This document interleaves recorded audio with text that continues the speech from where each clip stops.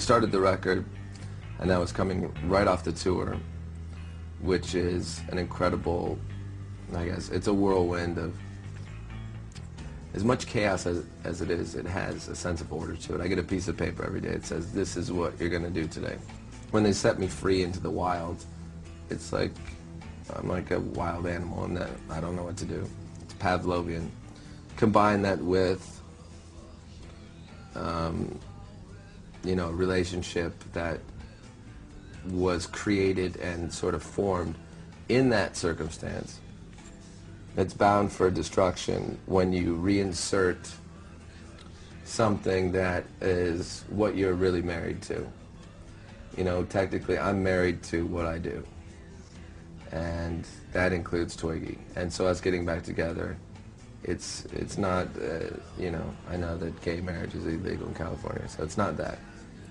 Although, you know, of course there's rumors and video proof that there's been what could be considered homosexual behavior, but there were no erections, so I consider it purely for business, not pleasure.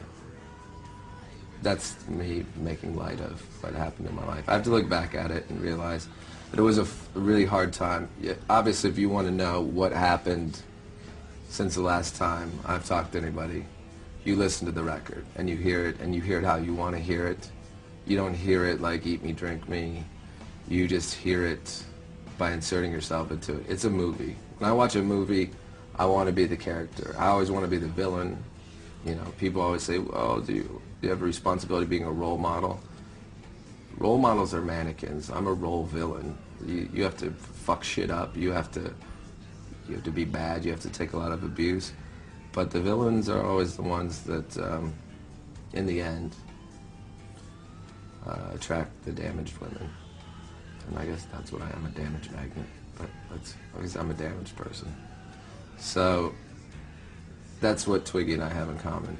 We're victims. We don't want to be victimized. I make music for people that are victims, you know, and that's not to be said lightly, but I have to make light of it because I don't want to be serious in the era of emo where it becomes just another fashionable card in a store where you look for the section that you want to be in.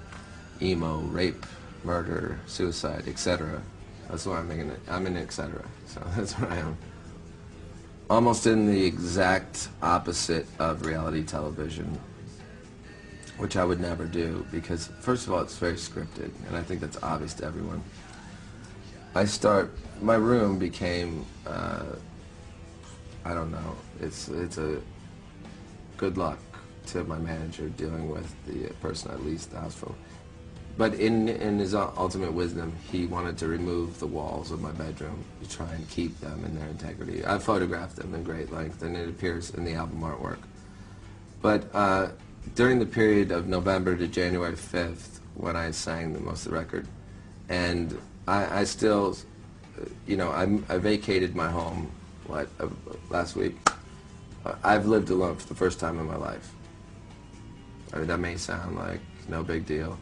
You know, I went from living with my parents, Boca Raton, Florida, starting a band, going on tour, living with Twiggy, watching him, various versions of whatever it is that he does, and then I incorporate myself, you know, the usual, stuffing Bible pages and pissing and, you know, etc.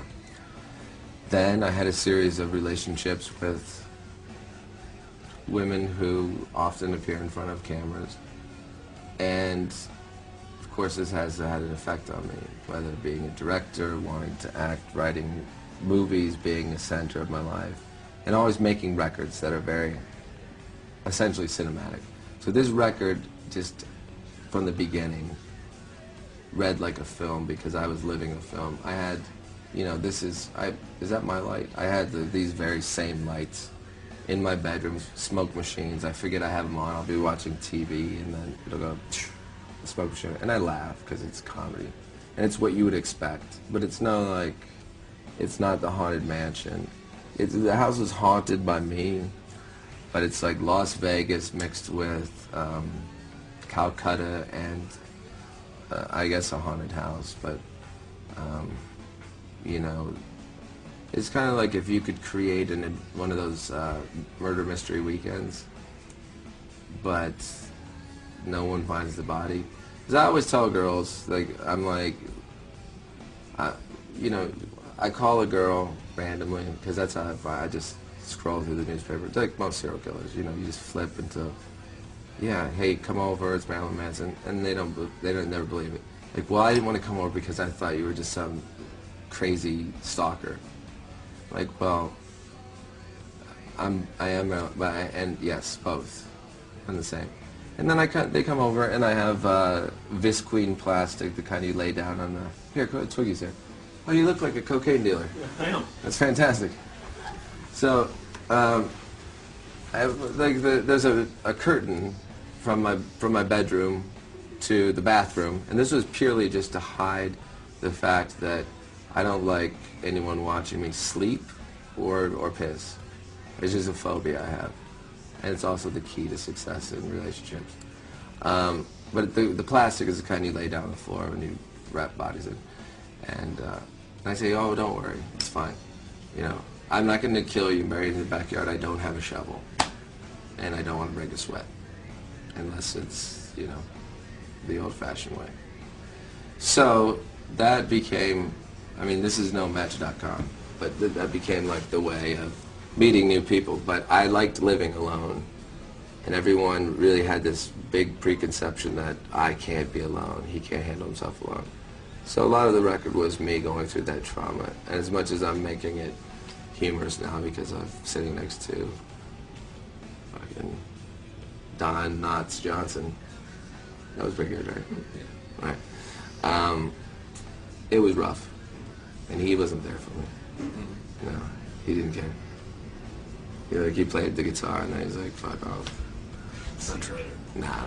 It was you know, when you're going through troubles involving relationships, it often involves depression and humiliation, and you don't want to talk to anyone, especially police, coroners, or family. And I mean, if you were to go into my room, and God knows why you would take your clothes off and allow me to fornicate.